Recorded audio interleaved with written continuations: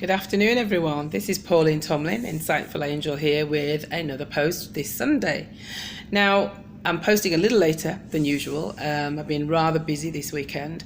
But as I spoke last week about what it is to be a man, I think I'd like to share with you this week about what I've discovered in my lifetime about what it is to be woman. What it is to be woman is complex. What it is to be woman is highly individualized. But we do know that there are some kind of accepted ideas and ideals that tell us what it is to be woman. Similarly, I discussed what it meant to be man. And in the same way, what it is to be woman means that you are not your hair, you are not your clothes, you are not the shape of your lips, you are not the size of your thighs, you are not the color of your skin. You are a divine essence, a being that is here to realize herself in the fullest of what she can be. So whatever it is you dream and want for yourself is completely possible to you. But I do feel that one of the things that women particularly are subject to is gender stereotyping. It's perhaps becoming less so as the generations move on. But I do see actually in some of the people, the young people that I encounter, that when I think it's getting better, there are times when actually that gender stereotyping is just as powerful and just as strong. And perhaps especially on this African continent here, in Niger, in the other African countries, where there is a certain expectation of what it means to be female. What I wish I knew when I was younger is that yes, I am nurturing and kind, and I love to love and I love to give. And in a certain way, we are allowed our emotional expression. We are allowed to be a little softer. We are allowed to cry. We are allowed to have those softer emotions. However, one of the things that I feel really, really handicaps us as women is that we're not allowed to perhaps show the other side of ourselves. We're not allowed to have an opinion a lot of the time. We're not allowed to speak up and speak out. We're not allowed to express anger.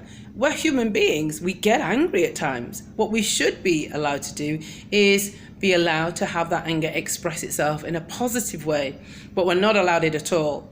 And often when that happens, just as it does with people who are repressed in any way, shape or form, it can start to come out in more negative ways as we grow into resentment, into defensiveness, into hurt, into deep-seated anger. It starts to then warp its way out in other, perhaps more manipulative ways or in self-sabotage ways. And that's where it becomes really, really dysfunctional, and that's where we hurt ourselves. So what I'm going to say to you today is, ladies, young women, and those men in your lives, your brothers, your uncles, your cousins, your fathers, please be mindful. There is nothing, absolutely nothing, and I wish I knew this when I was younger. There is nothing that I am not capable of doing or being by dint of the fact that I was born female.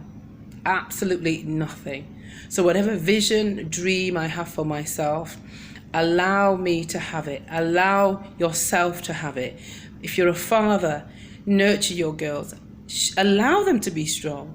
Be proud of the fact that they're strong. Allow them to be more balanced, just as I am saying to you to do the same for your young men.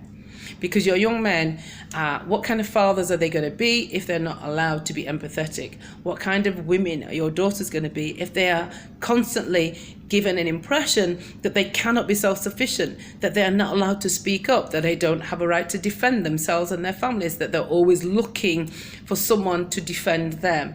That means that they're actually left very, very powerless and very open to manipulation and very open to being exploited.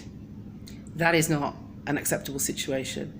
And in this 21st century that we're living in, we need to make sure that that situation stops. So what I'm saying to you is, what I learned about being woman is that yes, I love to love. Yes, I am protective and fiercely nurturing, and I'm loyal. And yes, I love to cook, and I love clothes, and I love all of those things. But I am also strong. I have a voice. I have a right to voice my opinions, and that voice is I will use to protect, I will use to defend. I also have anger. I also have strength and courage.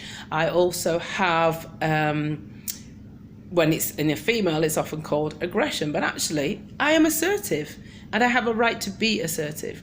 As woman, I have traditionally if when I look, there are role models of women all throughout history, especially in the African culture, who have been assertive and fierce and powerful. And that doesn't mean it negates and denies my womanhood, my femininity, or my feminine sexuality.